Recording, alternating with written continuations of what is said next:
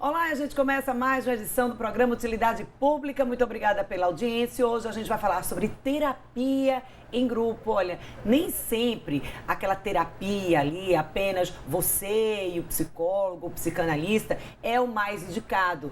Tem momentos em que você partilhar ali a sua experiência com outras pessoas pode te ajudar muito mais. E sobre isso a gente conversa aqui com a psicóloga Elaine Silva. Muito obrigada pela presença aqui no Utilidade Pública. Quando a terapia em grupo é a forma mais indicada?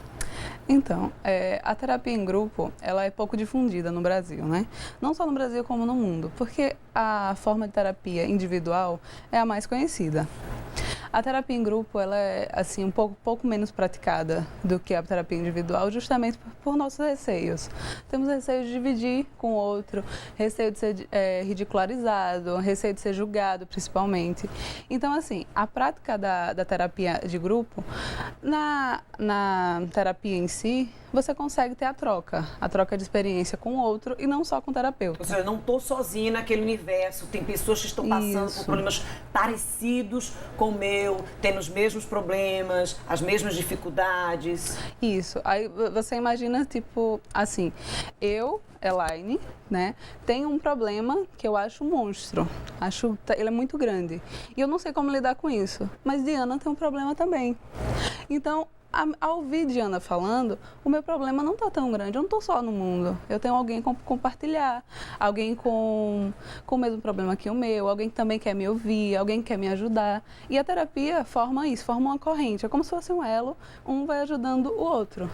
Você acha que essa questão de... Você falou, olha, Dania, às vezes as pessoas têm um pouco mais de resistência à terapia em grupo, com medo do julgamento que os outros podem fazer. Está muito relacionado a essa questão das redes sociais que a gente vive hoje, porque a gente sabe que a maioria das pessoas, elas postam, a maioria posta ali, apenas as coisas positivas, os bons momentos, mas as pessoas têm um receio ali de postar, por exemplo, um problema que vem passando, até por medo, ou por esse receio desse julgamento. Isso. Então, as redes sociais hoje, né, são usadas para postar qualquer coisa.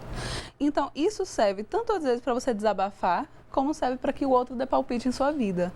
Então, assim, um psicólogo é diferente de uma pessoa normal, porque ele não está ali para julgar, ele está ali para auxiliar, ele está ali para alcançar um objetivo junto com você. Não é que ele vai lhe mostrar o que fazer, mas é como se ele fosse lhe dar um direcionamento. Vocês vão seguir junto, né, tendo do seu lado alguém para lhe auxiliar, para lhe ouvir, para lhe entender, para interpretar tudo aquilo que você tem um pouco de dificuldade. Porque às vezes, olhando de fora um problema, uma situação, você vai ver que ela é completamente diferente. Tem algum tema que chame mais atenção quando a gente fala assim, olha, ajuda mais quando é feito em grupo? Então, a questão do alcoolismo, do dependente químico, até porque vamos colocar o dependente químico, ele vê no outro também a mesma dificuldade que ele tem de sair. Então, assim, a dependência química, por se dizer, não é só algo meu.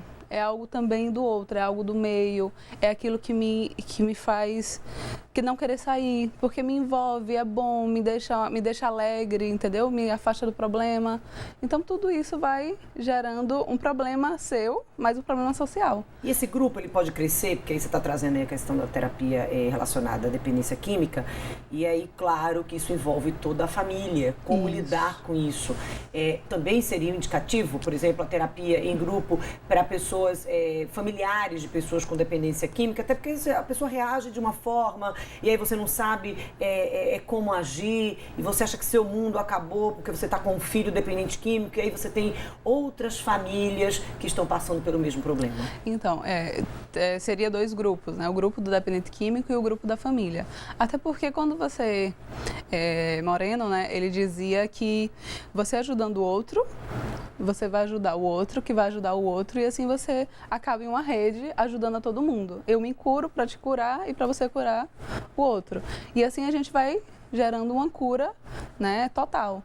Então, essa seria a ideia. Se eu trabalho com dependente químico, o dependente químico já está ali querendo auxílio, querendo ajuda, aí chega em casa, tem um familiar que puxa para baixo ou que sofre. Se o familiar também tiver esse acompanhamento, essa ajuda, são duas pessoas curadas. São duas pessoas.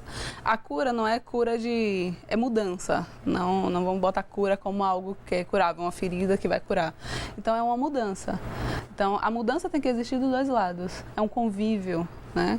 É uma união, família, dependente químico, que tem que ser muito uniforme para que eles cresçam. E quando você fala em terapia em grupo, isso não quer dizer que a pessoa não esteja passando por uma avaliação individual, até porque é necessário avaliar o comportamento daquela pessoa quando ela está participando daquela terapia junto com outras pessoas. Isso, o papel do psicólogo é bem isso. Tipo, eu não vou só analisar a conversação, só o compartilhar. Eu vou analisar também o indivíduo. Né? O indivíduo de Ana, o indivíduo Elaine, o indivíduo que está ali no grupo. Até porque existem dois tipos de grupo. Pode ser o temático e o grupo livre. O grupo temático seria sobre o dependente químico.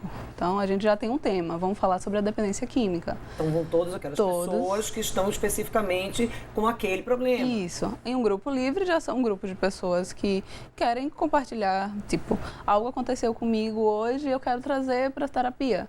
Então, se aconteceu comigo, pode ser que tenha acontecido um dia com você. Isso lhe remeta a alguma coisa, né? Faça você voltar ou a se questionar como deveria agir.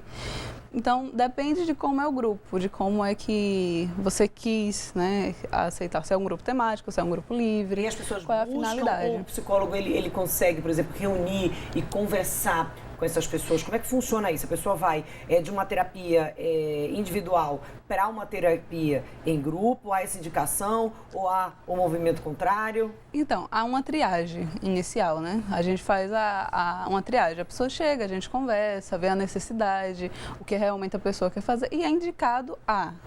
Então, num grupo aberto para mulheres, seria um dos projetos que eu tenho, a gente trabalhar com mulheres a questão da maternidade. Então, algumas mulheres chegam porque tem uma faixa etária, eu não sou mãe, mas eu quero participar.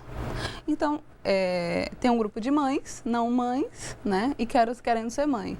Só que assim, se eu juntar as três, olha quanto mais conteúdo eu vou trazer. Eu não quero ser mãe, mas você quer ser mãe. Então, qual é o sentimento? Como é bom ouvir você também? E vice-versa.